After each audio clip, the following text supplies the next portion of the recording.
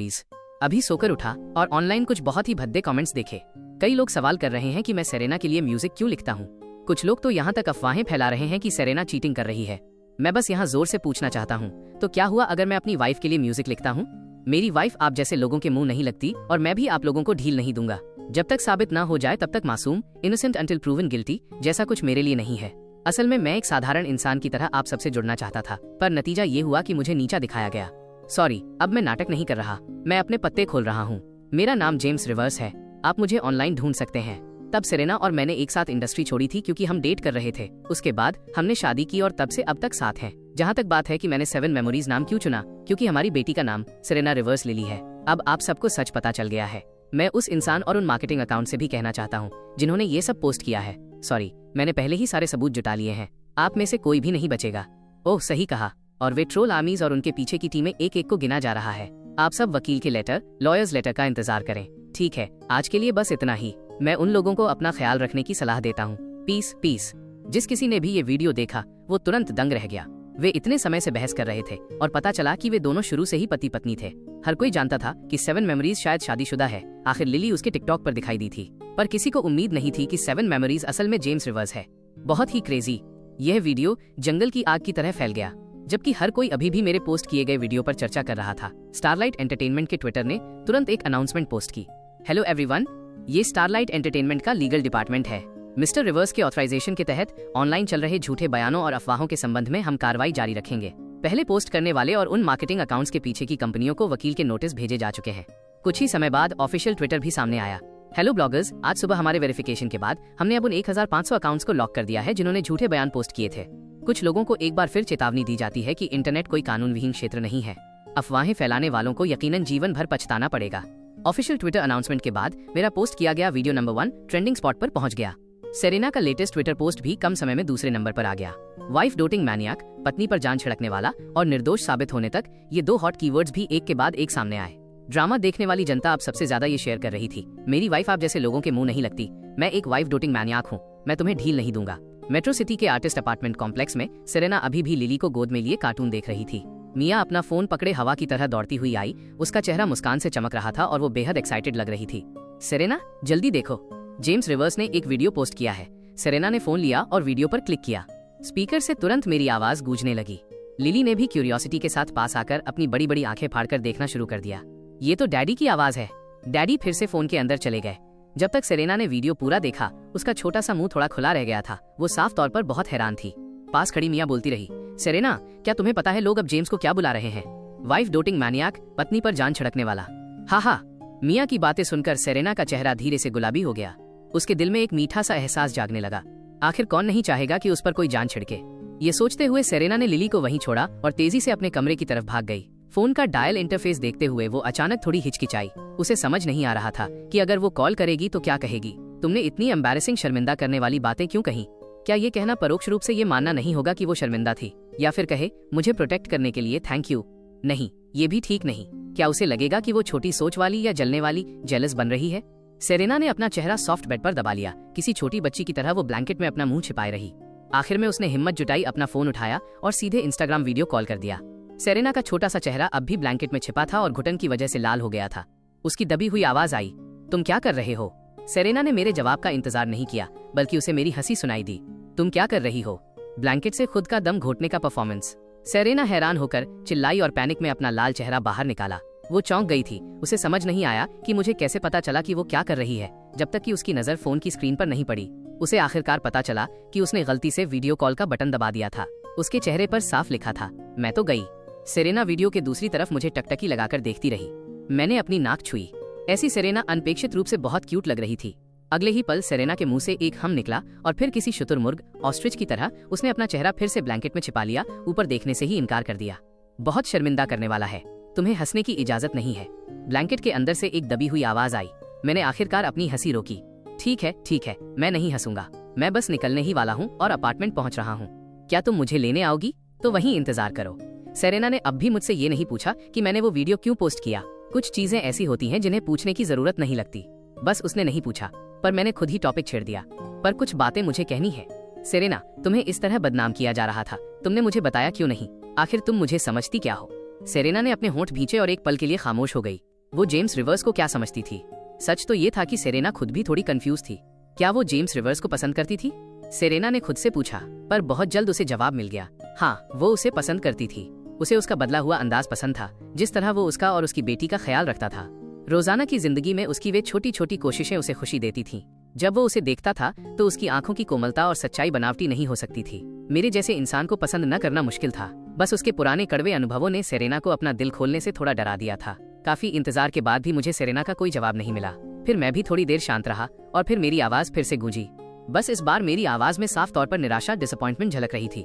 ठीक है, अगर तुम कुछ नहीं कहना चाहती, मैं नीचे हूँ, मुझे लेने आ जाओ। वीडियो कॉल खत्म हो गया। तब जाकर सेरेना हकीकत में वापस आई और उसे मेरी अभी वाली आवाज याद आई। उसका दिल अचानक ऐसे दुखने लगा जैसे किसी ने सुई चुभो दी हो। क्या उसने उसे निराश कर दिया था? सेरेना हड़बड़ी में बेड से उतरी। वो अचानक मुझसे जल्दी मिलना चाहती थी। ये सोचते ही उसके कदम अनजाने में तेज हो गए और वो दरवाजे से बाहर भागी। मियाँ अभी सोच ही रही थी कि सेरेना दिन के उजाले में अपने कमरे में अकेले क्या कर रही है। तभी उसने सेरेना को कमरे से लड़खड़ाते हुए बाहर आते देखा और फिर ऐसे ही फ्रंट डोर से बाहर भागते देख मियाँ ने भौहें सिकोड़ी। सेरेना शायद रो रही थी। सेरेना वाकई रो रही थी। वो चाहती नहीं थी, पर उसकी आंखों में आंसू खुद ब खुद आ गए थे। उसे अचानक डर लगने लगा कि उसके जवाब न देने की वजह से मैं दुखी हो जाऊंगा और उन्हें छोड़कर चला जाऊंगा। वे सारे पुराने पल उसके दिल में कौंध गए। वो और भी डर गई। साफ था कि जेम्स रिवर्स उससे करीब आने की कितनी कोशिश कर रहा था। वो हिचकिचा क्यों रही थी?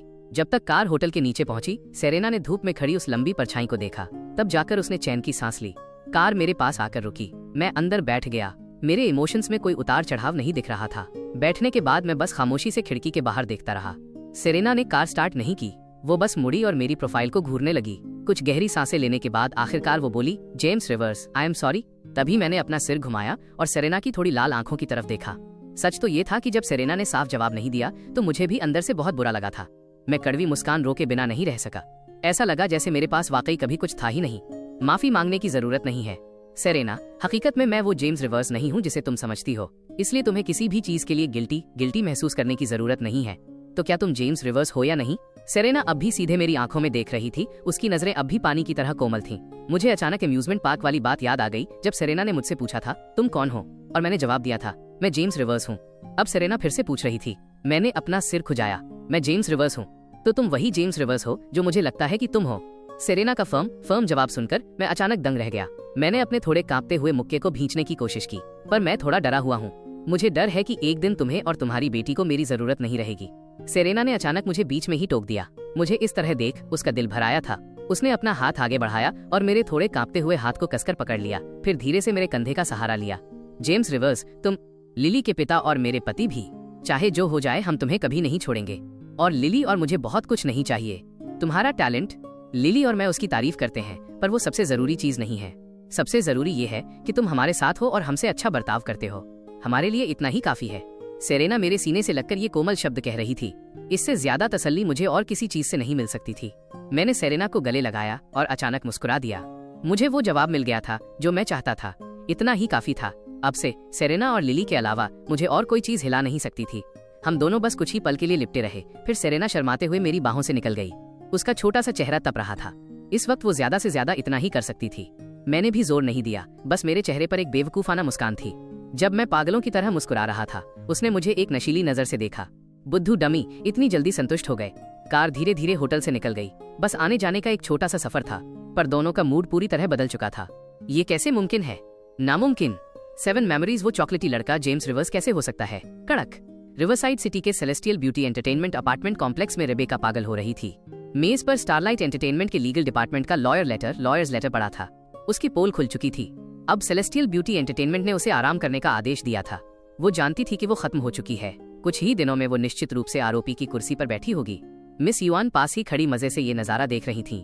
एक पुरानी लोमड़ी होने के नाते वो जानती थीं कि मामला इतना आसान नहीं था। वाकई स्थिति उनकी कल्पना से भी ज्यादा नाटकीय निकली। जेम्स रिवर्स ही 7 मेमोरीज था। उसने खुद को कितना छिपा कर रखा था। मिस युआन ने मन ही मन आह भरी। वह जेम्स रिवर्स को स्वाभाविक रूप से जानती थी। 2 साल पहले सेरेना के मामले ने कंपनी में हंगामा खड़ा कर दिया था।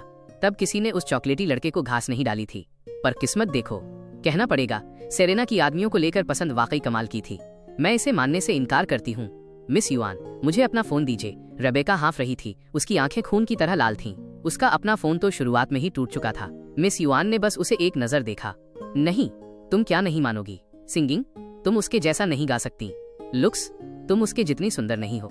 यहाँ तक कि आदमी ढूंढने की बात आए तो भी तुम उसका मुकाबला नहीं कर सकती, और तुम मुझसे कह रही हो कि तुम मानने से इनकार करती हो। रेबेका अचानक मुड़ी और मिस युआन को घूरने लगी।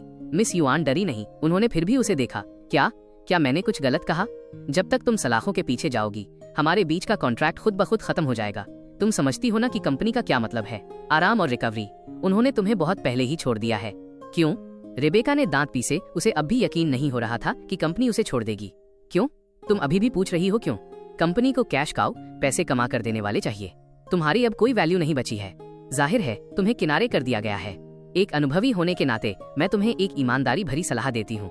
तुम्हारे पास अभी भी कुछ लुक्स बचे हैं। बाहर निकलने के बाद कोई ठीक ठाक आदमी ढूंढो और शादी कर लो। मुसीबतें खड़ी करना बंद करो। ही। तो क्या मुझे तुम्हारा शुक्रिया अदा करना चाहिए, मेरी दयालु मिस युआन? रेबेका गुस्से में हंसी। इस मोड़ पर दोनों ने आखिरकार अपने नकाब उतार दिए थे। अगर ऐसा है तो क्या मिस युआन मुझे अपना फोन एक पल के लिए दे सकती हैं? बस एक पल के लिए। इसे हमारे बीच का आखिरी हिसाब किताब समझ लीजिए। मिस युआन ने रेबेका को अचानक अजीब तरह से मुस्कुराते देखा तो उनकी भौहें फिर से सिकुड़ गईं। तुम अब और क्या करना चाहती हो? रेबेका मुस्कुराती रही। बस वो मुस्कान थोड़ी डरावनी थी जिससे मिस युआन के रोंगटे खड़े हो गए। मैं क्या करना चाहती हूँ? अगर मछली मरती है तो जाल भी टूटता है। If the fish dies the net breaks. वो सेरेना, उसे हमेशा मुझसे ऊपर रहने का क्या हक था? मैंने आखिरकार उसे भगाने में कामयाबी पाई थी। उम्मीद नहीं थी कि वो किसी न छोड़ने वाले भूत की तरह वापस आ जाएगी।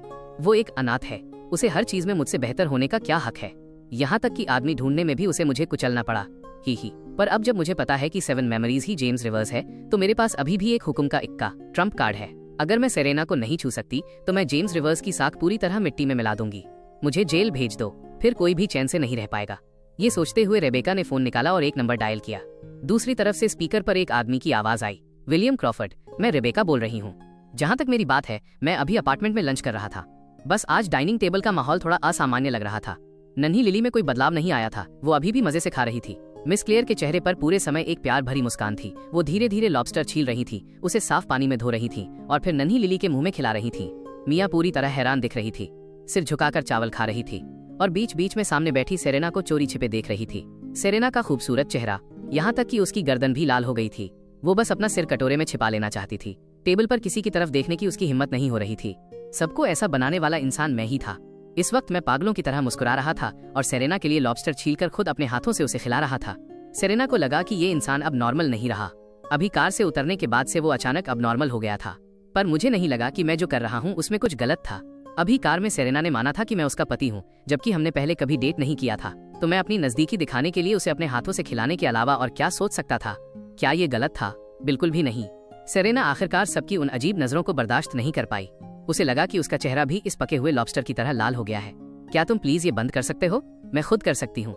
ये कहने के बाद उसने ऊपर देखा। उसकी आंखों में शर्म हया थी जब उसने मुझे देखा। उसकी आंखों के उस जादू ने मुझे मदहोश कर दिया। तो किसी लड़की की शर्माती नजरों से देखे जाने का एहसास इतना शानदार होता है। मुझे लगा जैसे मुझे पूरी तरह ज्ञान प्राप्त हो गया है। पहले मैं हमेशा सोचता था कि रोमांस ऐसी चीज है जिसे कुत्ते भी नहीं पूछेंगे। अब मैं बस एक ही चीज कहना चाहता था, कितना मीठा है। ठीक है, फिर खुद ही कर लो। मैंने अपनी वाइफ को खिलाना बंद किया और मुड़ गया। अपनी प्यारी बेटी लिली को खिलाना जारी रखते हुए सेरेना ने बेबसी से मुझे एक लुक दिया। ऐसा लगा कि ये इंसान आज ढंग से खाना नहीं खाने देगा। पर शुक्र है कि खाने के बाद मैं आखिरकार नॉर्मल हो गया। मैं सोफा पर धप से बैठ गया और अगले कंपटीशन राउंड के लिए गाना सोचने लगा। हर राउंड के बीच सिर्फ 3 दिन का फासला था। न्यू म्यूजिक फेस्टिवल के नियम हमेशा से इतने ही क्रूर रहे हैं। राउंड ऑफ 16 से 8 तक का सफर सेरेना ने बहुत आसानी से तय कर लिया था। अगला राउंड यानी क्वार्टर फाइनल्स इतना सरल नहीं होने वाला था। सिंगल एलिमिनेशन फॉर्मेट के हिसाब से अब जो कंटेस्टेंट्स बचे थे वे और भी ज्यादा ताकतवर होते जा रहे थे। उनकी गायकी का हुनर सेरेना से जरा भी कम नहीं था। असली मुकाबला अब गानों और परफॉर्मेंस के अंदाज पर था। 3 दिन में एक बेहतरीन ओरिजिनल गाना तैयार करना किसी के लिए भी आसान नहीं था। यहाँ तक कि मुझे भी चिंता होने लगी थी। मैं विचार कर रहा था कि जीत पक्की करने के लिए इस बार किस तरह का गाना चुनूं। सेरेना भी खाली नहीं बैठी थी। वो मेरे बगल में ही बैठी थी और टेबल पर म्यूजिक शीट्स फैली हुई थी। वो उस गाने को तराश रही थी जिसके बारे में वो कई दिनों से सोच रही थी। हर बार जब सेरेना उसे पकड़ना चाहती वो शरारत से फिसल जाता। उस शाम मेरे जाने तक भी वो उस गाने को पूरा नहीं कर पाई थी। बस थोड़ा सा और, बस जरा सा और। सेरेना इतनी बेचैन थी कि उसके रेशमी बाल खुजला खुजला कर कौवे के घोंसले जैसे हो गए थे। आखिरकार देर रात जब सब शांत था और नन्ही लिली सो चुकी थी, तब जाकर सेरेना ने वो अधूरा म्यूजिक और लिरिक्स नीचे रखे और बेबसी से बेड पर लेट गई। कभी कभी इंस्पिरेशन ऐसी चीज होती है जिसे जबरदस्ती नहीं लाया जा सकता। 1 इंच की चूक और मीलों का फासला, बस इंतजार ही किया जा सकता है। एक बार ज्ञान चक्षु खुल जाए तो ऐसा महसूस होता है जैसे सिर पर अमृत की वर्षा हो रही हो। आखिर हर कोई जेम्स रिवर्स जैसा नहीं था जो सीधे चीट्स लेकर मैदान में उतरता था। अगली सुबह जल्दी ही सेरेना अभी सोकर उठी ही थी और चेहरा भी नहीं धोया था जब उसने देखा कि मुझसे जुड़ा एक बड़ा मामला ऑनलाइन फिर से ट्रेंडिंग लिस्ट में ऊपर आ गया है। पिछले कुछ दिनों से मेरे और उसके बारे में ट्रेंड्स कभी रुके ही नहीं थे। पहले तो सेरेना ने ध्यान नहीं दिया, पर जब उसने पोस्ट की हेडलाइन देखी तो उसकी आंखें तुरंत सिकुड़ गईं। उस पल उसका दिल पूरी तरह पैनिक में आ गया। नेटिजन्स को तो अब इसकी आदत हो गई थी। जब से 7 मेमोरीज अकाउंट लोगों की नजर में आया था, वे रोज उसके बारे में कोई न कोई टॉपिक देखते थे। आज भी कुछ अलग नहीं था।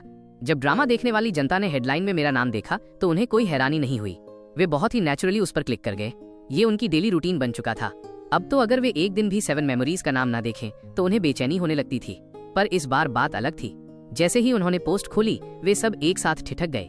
उन्होंने अपनी आंखें मली, जैसे उन्हें अपनी आंखों पर यकीन ना हो रहा हो। 7 मेमोरीज एक घरेलू हिंसक, डोमेस्टिक अब्यूजर है। कल तक वे wife doting maniac James Rivers की बातें शेयर कर रहे थे और आज उन्हें बताया जा रहा था कि वो अपनी पत्नी को पीटता है।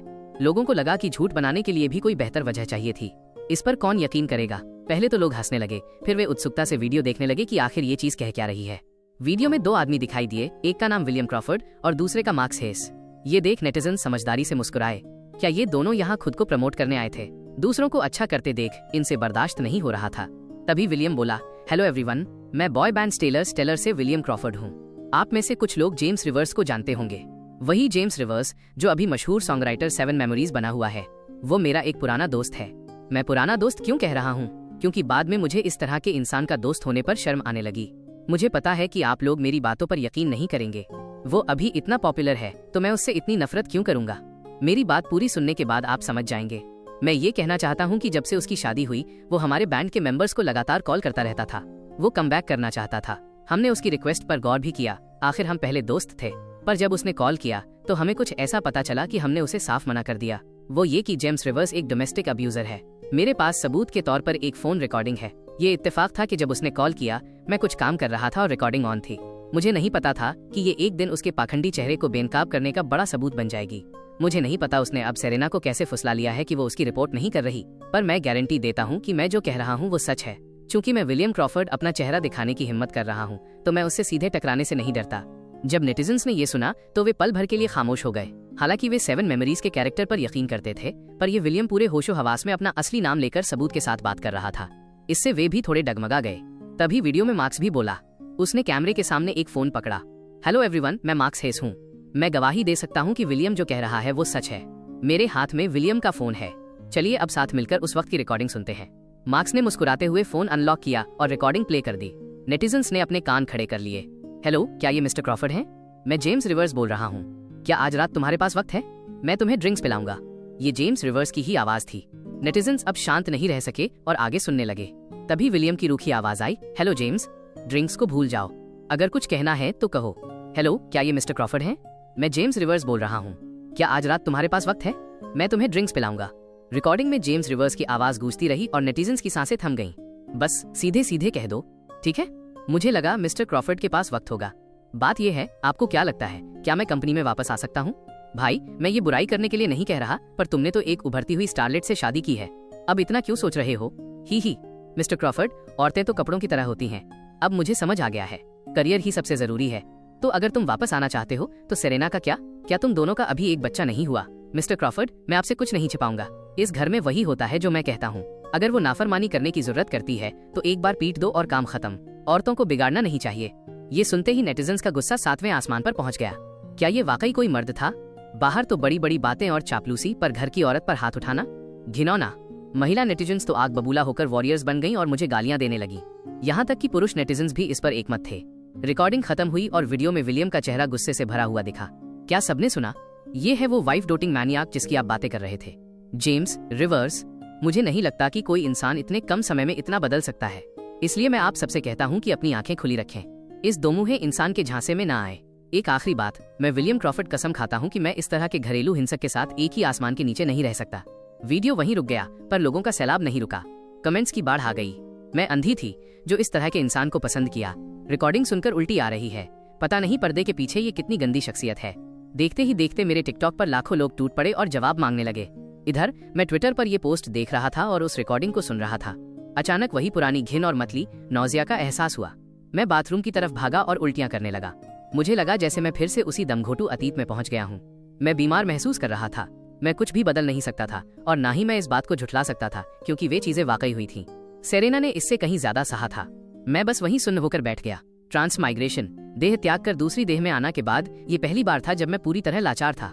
फोन बार बार बज रहा था पर मैंने उसे देखा तक नहीं। मुझे नहीं पता था कि कौन कॉल कर रहा है और ना ही मुझे पता था कि क्या जवाब देना है। पहली बार मैंने खुद को छिपाना बेहतर समझा। मैं ब्लैंकेट में दुबक गया, जैसे कि परवाह न करने से दर्द कम हो जाएगा। मैं इसलिए दुखी नहीं था कि लोग मुझे गालियां दे रहे थे, मैं इसलिए टूटा हुआ था क्योंकि वे यादें वापस आ गई थीं। सेरेना और लिली ने जो कुछ सहा था वो मेरी आंखों के सामने फिर से घूमने लगा। मुझे इस बात का गम था कि चाहे मैं कितनी भी बार इस शरीर के पुराने पापों को स्वीकार कर लूं, पर हकीकत यही थी कि मैंने खुद को कभी माफ नहीं किया था। यहाँ आने के बाद से मैं लगातार माँ बेटी की भरपाई करने की कोशिश कर रहा था, पर मैं अतीत के सच को नहीं बदल सकता था। जब ये पुराना जख्म फिर से उधेड़ा गया तो मुझे समझ आया कि सबसे बड़ी जंग खुद से थी। मैं एक शुतुरमुर्ग की तरह उस छोटी सी जगह में सिमट गया। उसी समय आर्टिस्ट अपार्टमेंट के सोफा पर सेरेना का चेहरा चिंता से पीला पड़ा था। वो बार बार मुझे कॉल कर रही थी। उस पोस्ट को देखने के बाद वो बहुत डर गई थी। वो जानती थी कि आज के मुझे उससे बेहतर कोई नहीं समझता। उसने मुझे बदलते देखा था, मुझे एक एक करके अपने पापों का प्रायश्चित करते देखा था। वो सब समझती थी। सेरेना को उस रिकॉर्डिंग से कोई फर्क नहीं पड़ा, क्योंकि वो जानती थी कि अतीत अब कभी वापस नहीं आएगा। पर उसे ये भी पता था कि आज का मैं पुराने मुझे कभी माफ नहीं कर पाएगा। मिस क्लेयर और मिया भी पास बैठी दुखी थीं। पहले तो उन्हें भी बहुत गुस्सा आया था। मिया तो होटल आकर मुझसे लड़ना चाहती थी।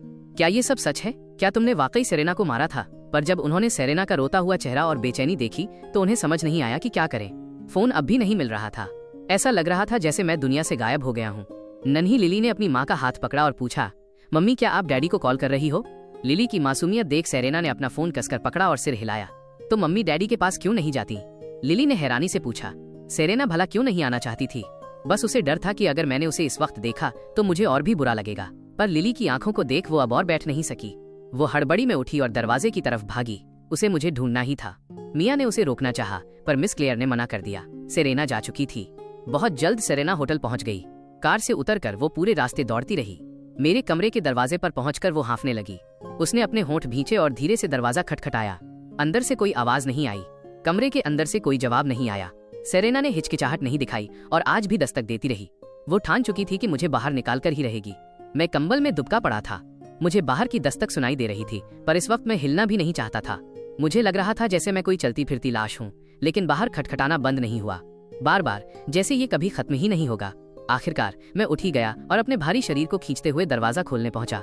मेरी आंखों के सामने जो दिखा वो सेरेना की लाल आंखों वाली मुस्कान थी। अभी कल ही की तो बात थी जब मुझे सेरेना के साथ होना दुनिया की सबसे सुखद चीज लग रही थी। पलक झपकते ही एक दिन बीत गया और आज उससे मिलते हुए मेरी हिम्मत उससे आंखें मिलाने की भी नहीं हो रही थी। मेरी नजरें भटक रही थीं। मैं दरवाजे पर खड़ा समझ नहीं पा रहा था कि क्या करूं। उसने भी यकीनन वो पोस्ट देख ली होगी। क्या उसे फिर से वे दिन याद आ गए? एक तरफ हटो, मैं अंदर आ रही हूँ। सेरेना ने अपने होंठ भींचे और मेरा हाथ हटाकर खुद अंदर आ गई।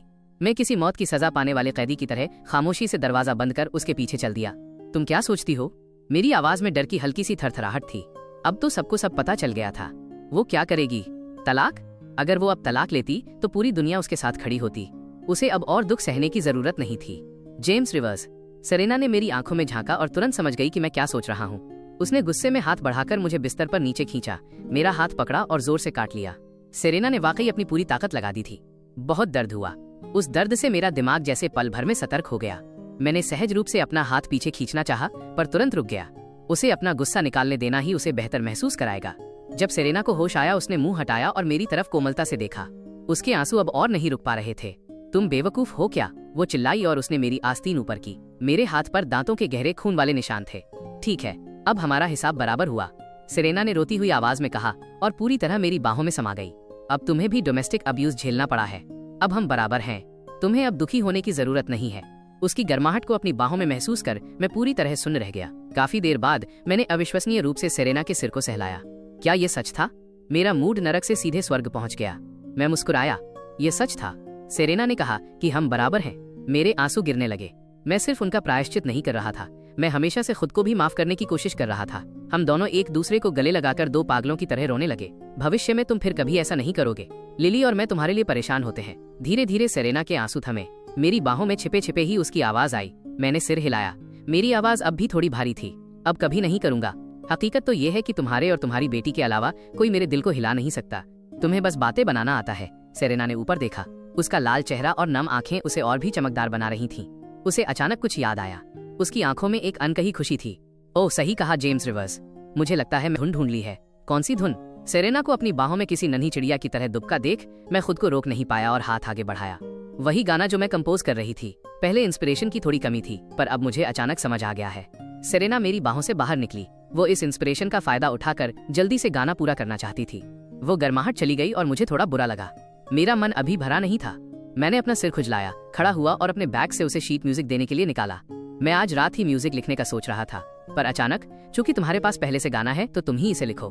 पेपर और पेन रखने के बाद मैं बिस्तर के पास खड़ा होकर सेरेना को देखने लगा। मैं भी देखना चाहता था कि किस गाने ने सेरेना को इतने समय तक परेशान कर रखा था। सेरेना ने लाल चेहरे के साथ सिर हिलाया, थोड़ा सोचा और बिस्तर पर चौकड़ी मारकर बैठ गई। मेट्रो सिटी आने के बाद से इस गाने की धुन उसके दिमाग में गूंज रही थी।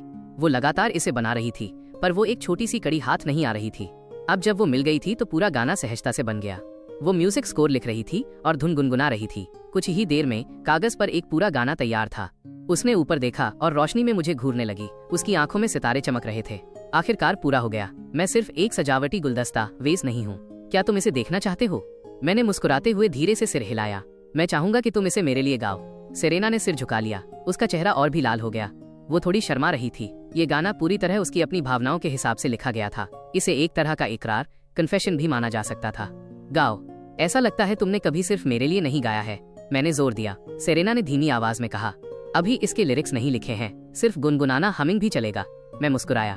वो मेरा अनुरोध टाल नहीं सकी। सेरेना ने शर्माते हुए सिर हिलाया। बिना किसी वाद्यंत्र के सब कुछ बहुत स्वाभाविक था। सेरेना की गुनगुनाहट धीरे धीरे गूंजी। जैसे ही धुन शुरू हुई हम दोनों को ही थोड़े साहस की जरूरत महसूस हुई। मैं अपनी जगह पर ही जम गया। मेरी आंखें हैरानी से सेरेना को देख रही थीं। ये धुन मैंने पहले सुनी थी, वो भी अपनी पिछली जिंदगी में। बस मुझे अभी यकीन नहीं था। मैं ध्यान से सुनता रहा जब तक सेरेना ने एक सेक्शन पूरा नहीं किया। मैंने अचानक उसे रोका। एक पल रुको, ये कहकर मैंने जल्दी से पेन उठाया और कागज पर लिखना शुरू किया। सेरेना हैरान थी कि जब वो इतना अच्छा गा रही थी तो मैंने उसे क्यों रोका, पर जब उसने अपना सिर झुकाकर देखा कि मैं क्या लिख रहा हूँ तो उसकी आंखें चमक उठीं। कागज पर एक बड़ा टाइटल लिखा था, करेज, करेज, हिम्मत। ये लिरिक्स बोल थे। मैंने सिर्फ उसे थोड़ा गुनगुनाते सुना था और पहले ही बोल लिख दिए थे। बोल देखते ही सेरेना और भी खुश। ये बिल्कुल वही बोल थे जो वो हमेशा से चाहती थी, यहाँ तक कि उसकी कल्पना से भी बेहतर। उसने भी कुछ बोल लिखे थे, पर इनके सामने वे काफी फीके थे। सेरेना का चेहरा लाल था। उसने अपनी नजरें मेरे गंभीर प्रोफाइल पर टिका दी। सीरियस होने पर वो वाकई बहुत हैंडसम लग रहा था, और ये बोल वह उसके विचारों को समझता था। यह सोचकर सेरेना भी थोड़ा ख्यालों में खो गई। वो खुद को रोक नहीं पाई और उसने धीरे से मेरे गाल पर एक किस किस कर लिया। लिरिक्स लिख रहा मेरा हाथ अचानक कांप उठा। मैं दंग रह गया। मैं साफ तौर पर अपने चेहरे पर उस नमी और उस कोमल एहसास को महसूस कर सकता था। कागज पर लिखे बोलों को नीचे देखते हुए मेरे दिल में जैसे हजारों फूल खिल उठे। मुझे लगा जैसे इस पल जमीन और आसमान जादुई हो गए हैं। यही वो हिम्मत, करेज थी जिसे सेरेना जाहिर करना चाहती थी। मुझे किस करने के बाद सेरेना घबरा गई। उसने अपना चेहरा छिपा लिया, बस कहीं छिपने की जगह ढूंढना चाहती थी। उसे समझ नहीं आया कि उसे अभी क्या हो गया था, किस चीज ने उसे मुझे किस करने के लिए उकसाया। शुक्र है मैंने कोई बड़ी प्रतिक्रिया नहीं दी, वरना सेरेना को लगा कि वो शर्मिंदगी के मारे पक्का भाग खड़ी होती। इस वक्त मैं बड़ी मुश्किल से खुद को काबू में कर रहा था। मुझे पता था कि सेरेना बहुत शर्मीली है। मैंने अपने दिल की हलचल को दबाने की कोशिश की और लिरिक्स लिखना जारी रखा। जब मैंने लिखना खत्म किया तब जाकर मैंने चैन की सांस ली। मैंने अपना चेहरा घुमाया और ऐसे नाटक किया जैसे कुछ हुआ ही नहीं, और लिरिक्स सेरेना को थमा दिए। इसे देखो, क्या तुम इस बार इसे मेरे लिए पूरा गा सकती हो? सेरेना का सिर अब भी झुका हुआ था। उसकी आवाज एक मच्छर की भिन भिनाहट जितनी धीमी थी। बस उसके नन्हे हाथ ने आगे बढ़कर लिरिक्स ले लिए और उन्हें अपनी गोद में रख लिया। पूरे बोल देखने के बाद सेरेना को आखिरकार पता चला कि यह गाना कितना बेहतरीन है। इन बोलों को धुन के साथ मिलाकर एक बार फिर गाओ। मैंने सेरेना की तरफ देखा। मेरी आंखें उम्मीद से भरी थीं। अभी की गुनगुनाहट ने ही मुझे मंत्रमुग्ध कर दिया था। अगर बोल जुड़ जाएं तो क्या ये और भी परफेक्ट नहीं हो जाएगा? ये गाना मेरी पिछली जिंदगी में भी बहुत पॉपुलर था। अनगिनत मीम्स में इसका इस्तेमाल हुआ था। तुम्हें इतनी हिम्मत किसने दी? लियांग जिंग रुयोंगची। बस ये सोचकर ही मैं अंदर से एक्साइटेड था। तो मैं गाती हूँ, सेरेना ने धीरे से कहा। कमरे में सन्नाटा छा गया। सेरेना ने अपना मुंह खोला और कोमलता से गाना शुरू किया। मैंने आखिरकार ये फैसला कर लिया है, मुझे परवाह नहीं कि दूसरे क्या कहते हैं। जब तक तुम भी राजी हो, मैं दुनिया के अंत तक चलने को तैयार हूँ। जैसे ही उसने गाना शुरू किया, मैं सुनने रह गया। ये गाना तो जैसे सेरेना के लिए ही बना था। आखिर उसकी अपनी बनाई धुन जो थी। साथ ही मैं इस बात से भी हैरान था कि दो अलग अलग दुनियाएं आपस में टकराकर एक जैसी चिंगारी पैदा कर सकती हैं। प्यार को वाकई अफवाहों और गपशप का सामना करने के लिए हिम्मत चाहिए। जब तक तुम मुझे एक यकीन भरी नजर देते हो, मेरा प्यार सार्थक हो जाता है। हमें भीड़ भरे लोगों के बीच साथ होने का यकीन करने के लिए हिम्मत चाहिए। मैं तुम्हारी हथेली में रखे अपने हाथ को महसूस कर सकती हूँ। यहाँ तक गाते गाते सेरेना भी पूरी तरह गाने में डूब चुकी थी। उसका दिमाग एक घूमते हुए लालटेन की तरह था। उसे मेरे साथ बिताया हर पल याद आ रहा था। प्यार को वाकई हिम्मत चाहिए। मैं बदल चुका था। उसने अपना फैसला कर लिया था। अब से एक छाता और दो लोग दूसरों की नजरों की परवाह किए बिना उन पुरानी अफवाहों को झेलते हुए आगे बढ़ेंगे। यही वो हिम्मत थी जिसे वो इतने समय से जाहिर करना चाहती थी। सेरेना ने धीरे से गाया। मैं खामोशी से सुनता रहा। मैं गाना नहीं बल्कि सेरेना का दिल सुन रहा था। कितनी अनमोल लड़की है, मैं कैसे उसका दीवाना ना होता। गायकी जारी रही। अब हम दोनों के पास भविष्य का सामना करने की हिम्मत थी। अगर मेरी जिद अनजाने में तुम्हें चोट पहुंचाती है तो क्या तुम मुझे धीरे से याद दिला सकते हो? हालांकि मेरा दिल बहुत उतावला है, पर मैं तुम्हें खोने से और भी ज्यादा डरती हूँ। बोलों के इस हिस्से ने सेरेना को और भी ज्यादा प्रभावित किया। ऐसा लग रहा था जैसे मैं उसके कान में फुसफुसा रहा हूँ, जैसे मैं उसे बता रहा हूँ कि मैं उसे खोने से कितना डरता हूँ। सेरेना ने ऊपर देखा। उसकी नजरें मेरी नजरों से मिली। हम दोनों बस एक दूसरे को देखते रहे। हमारी आंखों के विचार बिल्कुल साफ थे। तुम्हारा होना ही काफी है। इसी बीच अपार्टमेंट में नन्ही लिली दही योगर्ट पी रही थी और उसने एक डकार ली। उसने पास बैठी मिया को असंतोष से देखते हुए मुंह बनाया। मिया आंटी, मम्मी और डैडी अभी तक वापस क्यों नहीं आए? क्या वे लिली को भूल गए? गाना खत्म हुआ और हम होश में आए। मैंने चेहरे पर मुस्कान लिए सेरेना की तरफ सिर हिलाया। बहुत अच्छे। अगले कंपटीशन राउंड का इंतजाम हो गया। सेरेना के चेहरे पर शर्म के भाव आ गए। उसने अपना सिर झुकाया और अपने हाथों में मौजूद शीट म्यूजिक के साथ खेलने लगी। तुम्हारे लिरिक्स ही अच्छे हैं मेरी लेडी। अर्धांगिनी के संगीत के बिना मैं भी ऐसे बोल नहीं सोच पाता। हमने एक दूसरे की तारीफ करने का सिलसिला शुरू कर दिया। बस सेरेना की खाल किसी और की तरह उतनी मोटी नहीं थी। जैसे ही उसने वो शब्द सुने, मेरी लेडी, वो एक शुतुरमुर्ग की तरह पूरी तरह हार गई। उसने अपना चेहरा मेरे सीने में छिपा लिया और बाहर आने से इनकार कर दिया। यह पहली बार था जब मैंने उसके मुंह पर उसे अपनी पत्नी कहा था। सेरेना अंदर से बहुत शर्मा रही थी, पर उसे बहुत मीठा भी लग रहा था। हालांकि इससे पहले कि मैं इस खूबसूरत नजारे का और आनंद ले पाता, मेरा फोन इस वक्त बिना किसी शिष्टाचार के बज उठा, जिससे कमरे का कोमल माहौल टूट गया। मैंने फोन उठाया। स्क्रीन पर नाम दिख रहा था, डायरेक्टर यांग। मैंने अपनी भौहें सिकोड़ी। ऐसा लग रहा था कि एंजेला ने भी वो पोस्ट देख ली है। मुझे ये नहीं पता था कि एंजेला ने सिर्फ पोस्ट ही नहीं देखी थी, वो तो पागल होने वाली थी।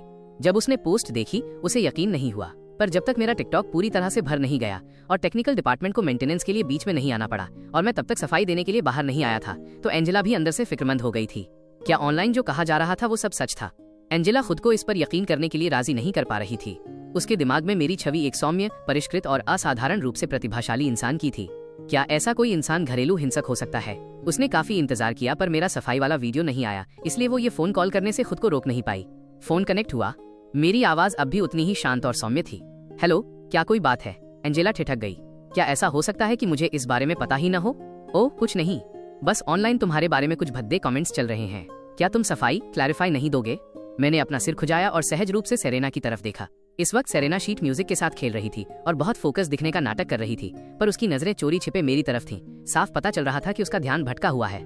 इसका मतलब था कि उसका ध्यान अभी गाने पर बिल्कुल नहीं था। मैंने उसे आंख मारी। सेरेना का छोटा सा चेहरा अचानक लाल हो गया। उसने किसी अपराधी की तरह हड़बड़ी में अपनी नजरें फेर लीं। सफाई देने की जरूरत नहीं है, वह सब सच है, मैंने जवाब दिया। एंजेला की तरफ सन्नाटा छा गया। काफी देर बाद उसकी आवाज आई। क्यों? मुझे यकीन नहीं होता, मेरी नजर में तुम ऐसे नहीं हो। सॉरी डायरेक्टर यांग, मुझे बात काटने दो। मैं बस ये कहना चाहता हूँ कि आप मुझे कितना जानती हैं। जो ऑनलाइन है वो सच है, इसमें सफाई जैसा कुछ नहीं है। अगर आपने कुछ गलत किया है तो आपको सजा स्वीकार करनी ही होगी। जहाँ तक ऑनलाइन कमेंट्स की बात है, उन्हें बातें करने दीजिए। जब तक वे लोग मुझे समझते हैं जिनकी मैं परवाह करता हूँ, उतना ही काफी है। मैंने एंजेला को बीच में ही रोक दिया और शांति से अपनी बात कही। मेरी नजरें सेरेना पर टिकी थीं। मुझे परवाह नहीं थी कि दूसरे मेरे बारे में क्या सोचते हैं। वैसे भी मेरा इरादा बहुत से लोगों का पसंदीदा बनने का कभी नहीं था। मुझे बस अपने सामने मौजूद इस इंसान की पसंद बनना था और उतना काफी था। फोन फिर से खामोश हो गया। मेरी बातें सुनकर एंजेला को अंदर से बहुत बुरा लगा। उसे सिर्फ उन लोगों की जरूरत थी जिनकी वो परवाह करता था। तो फिर एंजेला का क्या? ठीक है, मैं बस पूछ रही थी, कोई और मतलब नहीं था। सब ठीक है, मैं फोन रखती हूँ। एंजेला की आवाज साफ तौर पर बदली हुई थी। मैंने ज्यादा नहीं सोचा, एक सवाल पूछा और फोन रख दिया। तुम बहुत रूखे कोल्ड थे, ये अच्छी बात नहीं है। जैसे ही मैंने फोन रखा, पास से सेरेना की आवाज आई। मैं सवालों से घिर गया। क्या मैं रूखा था? मुझे तो सब नॉर्मल लग रहा था। मैं बस सच कह रहा था और काफी पोलाइट भी था। वो प्रोफेशनल औरत शायद तुम्हें पसंद करती है, सेरेना ने फिर से कहा। बस इस बार उसकी आंखों की चमक थोड़ी कम हो गई थी। एंजेला मुझे पसंद करती है? नामुमकिन। मैंने सिर खुजाया। मुझे लगा ये बहुत बड़ा सिरदर्द है। मैं उसे सिर्फ एक साधारण दोस्त मानता था। हे, तुम्हें कैसे पता? बस एक फीलिंग है, मुझे अपनी फीलिंग्स पर भरोसा है। सेरेना ने ऊपर देखा और मुझे घूरा। उसका लहजा एकदम पक्का था। तो तुम्हारी फीलिंग गलत है। वैसे भी सबको पता है कि मैं एक शादीशुदा आदमी हूँ और मेरा एक बच्चा है। मैं किसी और के लिए वैसी फीलिंग्स नहीं ला सकता, वो बहुत बदतमीजी होगी। मैंने समझाते हुए फिर से सिर खुजाया। मेरे दिल में प्यार का मतलब संजीदा और समर्पित होना है, वरना ये सबके साथ नाइंसाफी होगी। मेरी सच्ची आंखों को देखकर सेरेना ने धीरे से कहा, पर उसके दिल में अब भी एक बेचैनी थी। मैं उस इंसान को पसंद नहीं करती थी, पर इसका मतलब ये नहीं था कि दूसरे मुझे पसंद नहीं करते थे। वो प्रोफेशनल औरत बहुत बेहतरीन थी, उससे कहीं बेहतर। वो ये बात जानती थी। सेरेना अपने हाथों में मौजूद शीट म्यूजिक को किसी खजाने की तरह सहलाती रही। मैंने सेरेना को इस तरह हैरानी से देखा और हमारी बातचीत के बारे में गहराई से सोचा। फिर मुझे अचानक कुछ समझ आया। आंखों में मुस्कान लिए मैंने धीरे से सेरेना की बाह को कोहनी से छुआ। क्या तुम जेलस रही हो? सेरेना पूरी तरह पैनिक में आ गई। उसका चेहरा लाल हो गया। नहीं, मैं नहीं जल रही। उसकी आवाज तेज थी, पर इस रिएक्शन ने उसे और भी जाहिर कर दिया। केस सॉल्व हो गया, वो पक्का जल रही थी। मैं मुस्कुराते हुए उसे देखता रहा। जलते हुए भी सेरेना बहुत खूबसूरत लग रही थी। वो जितना छिपाने की कोशिश कर रही थी, उतनी ही हड़बड़ा रही थी। उसे महसूस हो रहा था कि मैं उस पर हंस रहा हूँ। इस एहसास ने उसे शर्मिंदा भी किया और चिढ़ाया भी। आखिरकार वो मेरी नजरों को और बर्दाश्त नहीं कर सकी। उसने हार मान ली और अपने हाथ में मौजूद शीट म्यूजिक बिस्तर पर फेंक दिया। ठीक है, मैं जल रही हूँ। आखिर इतनी खूबसूरत औरत तुम्हें पसंद जो करती है। मेरी मुस्कान और भी चौड़ी हो गई। मैं अचानक उसके बहुत करीब झुका। मेरी आवाज में एक कशिश थी। तो फिर क्या मैं तुम्हें अपनी मोहर स्टैंप लगा दूं? क्या उससे तुम्हारी जलन दूर हो जाएगी? मेरा चेहरा बहुत करीब था। सेरेना मेरी सांसों को अपने चेहरे पर महसूस कर सकती थी। इस एहसास से उसका दिल जोर जोर से धड़कने लगा, जैसे वो गले से बाहर निकल आएगा। फिर उसने धीरे से अपनी आंखें बंद कर लीं। उसके छोटे से होंठ भी थोड़े भिंच गए। सच कहूं तो सेरेना को आंखें बंद करते देख मैं खुद भी बहुत नर्वस था। मैं अंदर से फूला नहीं समा रहा था। मैंने अपनी हथेली को चोरी छिपे भींचा, आंखें बंद की और धीरे से आगे बढ़ा। ठीक इसी पल मेरा फोन बिना किसी तमीज के फिर से बज उठा, जिससे हम दोनों चौंक गए। सेरेना तो सीधे बिस्तर पर गिर गई और कंबल से अपना पूरा चेहरा ढक लिया। बाहर आने की उसकी हिम्मत ही नहीं हुई। मेरी पलक झपकी। मैंने कातिलाना नियत के साथ फोन उठाया। हेलो, कौन है? अगर आज कोई बहुत जरूरी बात नहीं हुई तो मुझे दोष मत देना अगर मैं तुम्हारे साथ कुछ बहुत बुरा कर दूं। इस वक्त मेरा मन उस इंसान को जान से मारने का था जिसने कॉल किया था। फोन में कोई आवाज नहीं आई। मैंने भौहें सिकोड़ी और स्क्रीन देखी। वो डेरिक था। तुम पागल हो? क्या कर रहे हो? कुछ बोल क्यों नहीं रहे? मैंने दांत पीसे। इस मुसीबत की जड़ के पास कोई जरूरी बात होनी चाहिए, वरना मुझसे बुरा कोई नहीं होगा। थोड़ी देर इंतजार के बाद आखिरकार डेरिक की आवाज आई। उसकी आवाज बहुत उदास थी। भाई, ऑनलाइन ये सब क्या चल रहा है? तुम अपनी बीवी को पीट रहे हो? धत तेरे की, तुम इस बात के लिए कॉल कर रहे हो? नहीं, मुझे तो उसे परेशान करने का वक्त भी नहीं मिला और तुम्हारा कॉल आ गया। मेरी आवाज में गुस्सा भरा था। मैंने कंबल में छिपी सेरेना को फिर से देखा और अफसोस के साथ एक ठंडी सांस भरी। छोड़ो, इस बारे में बात नहीं करते। तुम्हारी आवाज को क्या हुआ? समाज ने एक सबक सिखा दिया है। डेरिक की आवाज साफ तौर पर बदली हुई थी। मेरा गुस्सा शांत होने के बाद मैंने भी ये नोटिस किया। डेरिक ने बात जारी रखी। बस इतना समझ लो, एक दर्दनाक सबक मिला है। क्या तुम अभी फ्री हो? क्या तुम यहाँ आकर मेरे साथ कुछ ड्रिंक्स पी सकते हो? तुम्हें पीने की जरूरत नहीं है, बस मेरे पास बैठना ही काफी है। यहाँ तुम ही मेरे इकलौते दोस्त हो। मैंने भौहें सिकोड़ी। पिछली बार ही मुझे धुंधला सा एहसास हुआ था कि कुछ गलत है। उम्मीद नहीं थी कि डेरिक को वाकई अब इतनी परेशानी होगी। मैंने बिना हिचकिचाए फोन पर डेरिक से कहा, ठीक है, मुझे एड्रेस भेज दो। मैं अभी मेट्रो सिटी में ही हूँ। मैं 3 घंटे में वहाँ पहुँच जाऊंगा। डेरिक ने हम किया और फोन काट दिया। फोन रखने के बाद मैंने बेबसी से धीरे से सेरेना को थपथपाया, जो अब भी कंबल में छिपी हुई थी। मेरी लेडी, क्या तुम जरा बाहर निकलोगी? मुझे हाई स्पीड रेल स्टेशन छोड़ दो। सेरेना अभी मेरी फोन कॉल सुन रही थी। उसे कुदरती तौर पर पता चल गया था कि मुझे कहीं जाना है। हालांकि उसे पूरी बात नहीं पता थी, पर मेरा लहजा सुनकर उसने हिचकिचाहट नहीं दिखाई। वो सीधे कंबल से बाहर निकल आई। उमस की वजह से लाल पड़ा उसका छोटा सा चेहरा फिर से सामने था। ठीक है। हाई स्पीड रेल स्टेशन के रास्ते में सेरेना की नजरें सामने सड़क पर थीं। वो ड्राइविंग पर फोकस्ड थी। मैं पैसेंजर सीट पर बैठा गंभीर सेरेना को देख रहा था। यह ट्रिप डेरिक से मिलने के लिए है। तुम उससे मिली हो? कॉलेज का मेरा सबसे अच्छा दोस्त। वो किसी मुसीबत में फंस गया है और उसने मुझे बस साथ बैठने के लिए बुलाया है। मैंने सेरेना को साफ साफ बता दिया ताकि वो फिक्र न करे। सेरेना ने धीरे से हम किया और उसका दिल भी शांत हो गया। उसे उस डेरिक की धुंधली सी याद थी। वो काफी ईमानदार और अच्छे स्वभाव वाला इंसान था। होटल से स्टेशन पहुंचने में 20 मिनट से भी कम समय लगा। अभी दोपहर ही हुई थी। स्टेशन पर काफी भीड़ थी। मैंने मास्क लगा लिया और सेरेना को गाड़ी से उतरकर विदा करने से मना कर दिया। हम दोनों के बारे में खबरें इस वक्त काफी गर्म थीं। खासकर मेरी साख रेपुटेशन को लेकर लोगों की राय बटी हुई थी। मास्क पहनने से पहचाने जाने का डर भी नहीं रहता। मैं अब जा रहा हूँ। तुम्हें विदा करने की जरूरत नहीं है। वापस जाते वक्त सावधानी से जाना। अगर वक्त मिला तो मैं तुम्हारे कंपटीशन के वेन्यू पर तुम्हें चीयर करने जरूर आऊंगा। इतना कहकर मैंने मुस्कुराकर सेरेना का सिर सहलाया। अब मुझे उसका सिर सहलाना अचानक अच्छा लगने लगा था। सेरेना की बादाम जैसी आंखें थोड़ी झपकीं। वो अभी भी बिछड़ने के इस एहसास की आदी नहीं थी। ठीक है, अब वापस जाओ। मैं कार से उतरा और दरवाजा बंद कर दिया। सेरेना को स्टेशन से धीरे धीरे गाड़ी चलाकर जाते हुए देखता रहा। दोपहर के 3:30 बज रहे हैं। उम्मीद से आधा घंटा देरी से पहुंचा हूं, जिसकी मुख्य वजह ट्रेन का लेट होना था। मैं रिवरसाइड सिटी पहुंच गया। हाई स्पीड रेल में सफर के दौरान ही सेरेना का कॉल आ गया था कि वो सुरक्षित पहुंच गई है और उसने मुझे जल्दी वापस आने को कहा क्योंकि लिली मुझे मिस कर रही थी। मैसेज देखकर मैं मन ही मन मुस्कुराया। मुझे नहीं पता था कि वाकई लिली मुझे मिस कर रही थी या वो खुद। टैक्सी पकड़कर मैं सीधे डेरिक के भेजे पते पर पहुंचा। 10-12 मिनट बाद कार मंजिल पर पहुंची। वो 10 मंजिला एक कमर्शियल बिल्डिंग थी। डेरिक का किराए का स्टूडियो 6ठी मंजिल पर था। जब मैं स्टूडियो पहुंचा तो सामने का दरवाजा लॉक नहीं था। मैं सहजता से अंदर चला गया। खिड़कियां कसकर बंद थीं। कमरे से शराब की बू आ रही थी। जमीन पर बियर के कैन बिखरे पड़े थे। अगर मेरे यहाँ आने के शुरुआती दिनों के माहौल से तुलना करूं तो ये काफी मिलता जुलता था। डेरिक जमीन पर ढहकर बैठा था और एक बियर कैन से सीधे शराब गटक रहा था। मैंने सबसे पहले खिड़कियां खोल दी ताकि ताजी हवा अंदर आ सके। फिर मैं उसके पास जाकर बैठ गया। मेरा मास्क हटाते ही डेरिक ने डकार ली। उसका चेहरा पीला और बेजान था। मुझे देखकर उसने हाथ में पकड़े बियर कैन को हिलाकर ग्रीट किया। उसकी आंखें थकी हुई और धुंधली थीं। तुम आ गए भाई, बस तुम ही एक हो जो मुझे नीचा नहीं देखते। मुझे वहाँ गंदगी महसूस हुई और मैंने अपनी नाक के सामने हाथ से हवा की। ये शराब की गंध मुझे उबकाई दिला रही थी और इसने मुझे पुराने कड़वे अनुभवों की याद दिला दी। मुझे बताओ, ऐसी क्या बात हो गई जिसने तुम्हारे जैसे खुशमिजाज इंसान को इस हाल में पहुंचा दिया? डेरिक पल भर के लिए खामोश रहा। उसने कैन की आखिरी बियर खत्म की, फिर उसे कुचलकर जमीन पर फेंक दिया। बात बस ये है कि मुझे समझ नहीं आ रहा। क्यों? मैंने क्या गलत किया? उन्होंने मेरे साथ ऐसा क्यों किया? डेरिक ने दांत पीसते हुए कहा और पास से एक और बियर कैन उठा लिया। मैंने उसे रोका नहीं। मुझे पता था कि उसे इस वक्त गुस्सा निकालने की जरूरत है। दोनों ने तुम्हारी पीठ में छुरा घोंपा? डेरिक ने बियर का एक बड़ा घूंट लिया और सिर हिलाया।